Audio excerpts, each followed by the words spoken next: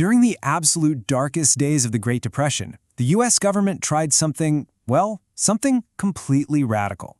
It was called the National Recovery Administration, or the NRA, and it was this massive, audacious experiment to try and plan the entire American economy back to life. So, how did this grand idea, this thing that was supposed to save the country, end up falling apart so spectacularly? Let's get into it. It all really boiled down to this one huge question, a question that kind of shook the foundations of American capitalism.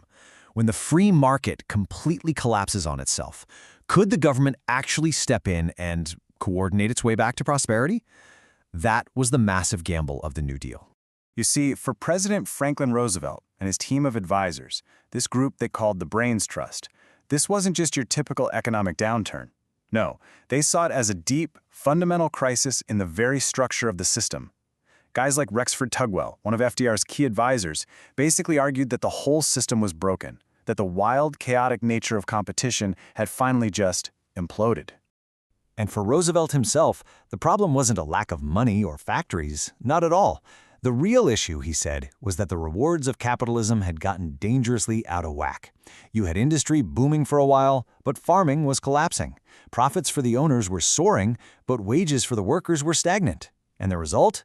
You end up with a country full of stuff to sell, but not enough people with money in their pockets to actually buy it. So if the problem is anarchy, what's the solution? Well, order. The answer, they believed, was planning. Now, this was a totally radical idea for America.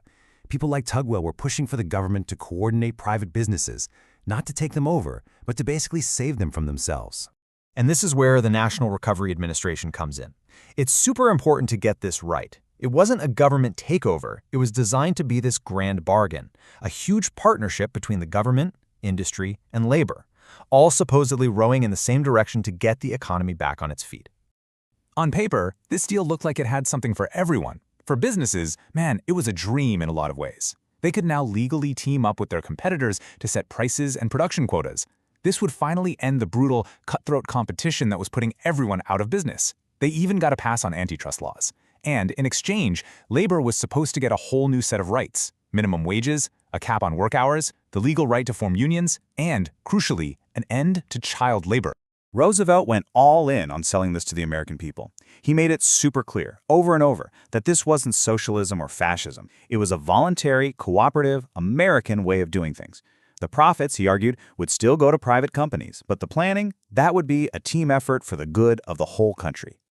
But, as with so many grand plans, this massive partnership started to fray at the edges almost as soon as it began. The reality just couldn't live up to the ambition.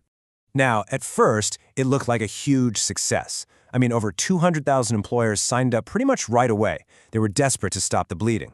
You saw that famous blue eagle symbol of the NRA everywhere, in shop windows and newspapers. It really felt for a moment like the entire nation was mobilizing for a war against the Depression. But here's where we find the fatal flaw. The government took a really hands-off role. It basically let each industry write its own rulebook, its own codes of fair competition. And, well, what do you think happened? The biggest, most powerful companies quickly took control of the whole process. They wrote rules that fixed prices high, limited production to help themselves, and squeezed out their smaller competitors. It was all great for them, but terrible for the average consumer. The partnership was already getting pretty one-sided. The whole system just ballooned into this bureaucratic nightmare. Just look at some of these codes they were writing. The NRA was getting bogged down in rules for used textile bags and Shifley, the hand-machine embroidery. When you get into that level of detail, it's really easy for tiny, niche industries to create rules that help only them, with nobody really looking out for the public good. Things got so bad that even the plan's biggest champions started to panic. Rexford Tugwell, the guy who had pushed for planning in the first place, privately admitted, "I am scared to death." He could see that the government had lost control and that businesses were basically twisting the system for their own gain, completely undermining the whole point of the experiment. So, the NRA is already struggling with infighting and this massive bureaucracy. But the final, knockout blow, well, that was about to come from a completely different branch of government. For all the noise it made, for all its ambition, the NRA's life was incredibly short. It was born in 1933, and just 2 years later, it was dead. Think about that. A massive, nationwide experiment in economic planning that touched nearly every part of American life, gone in a flash. The case that finally killed the NRA is famously known as the sick chicken case. It involved a poultry company that was accused of, among other things, selling diseased chickens and breaking NRA rules about wages. Well, it went all the way to the Supreme Court, which ruled unanimously that the entire NRA was unconstitutional. The court said Congress had given way too much power to the president and that the federal government had no business regulating a company that operated only within one state.